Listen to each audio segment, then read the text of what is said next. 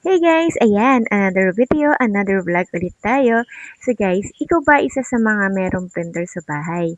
So dito kasi kapag meron kang printer, alam mo ba na pwede mo na itong pagkakitaan pa lang? Tulad nitong mga stickers na pinapakita ko ngayon dito sa aking video.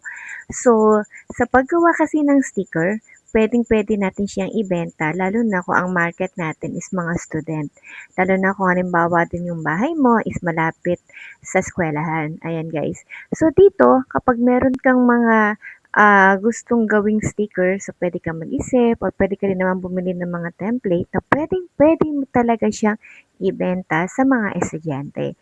Ayan. So sa napakamurang halaga, maliit man ang puhunan, pero sure tayo na kapag nag-click yan, tsak nalalago ang small business ng stickers na tulad nito. So dito guys, sa pinapakita ko sa inyo, lahat yan is manually cut. Yan, diyan talaga ako nagsimula, wala pa akong cutting machine. And then, ang sticker na ginamit ko dyan ay vinyl sticker. While yung ink naman ay yung Canon printer ink. Yan, original ink yon. So, maganda rin yung Canon printer kasi yung black nun is pigment ink. Ayan.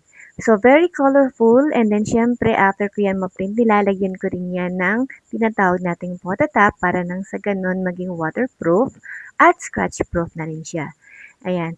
So, dito napakarami nitong mga iba't ibang Bible verse na stickers na ginawa ko na pwedeng-pwede talagang ibenta, hindi lang sa online shop or even dito mismo sa bahay namin. Ayan siya guys. So, if ever guys na determinado ka na matuto pa kung paano gumawa ng mga stickers, so highly recommended ko sa inyo is maghanap kayo sa Facebook. Ayan. Hanap kayo doon or mag-search kayo ng mga stickers na binibenta or di kaya yung mga stickers na may mga pa-free pa sila. So, lalo na kung free mo makukuha yung mga designs ng sticker, grabe, napakalaking tulong yan para sa sticker business na gusto mo rin na gawin para sa iyo. Ayan. So, remember guys, kapag gusto ninyo ng mga ganitong klase ng video, yung may mga tips, tricks, ayan, tutorial, all you have to do is mag-comment lang kayo sa comment section.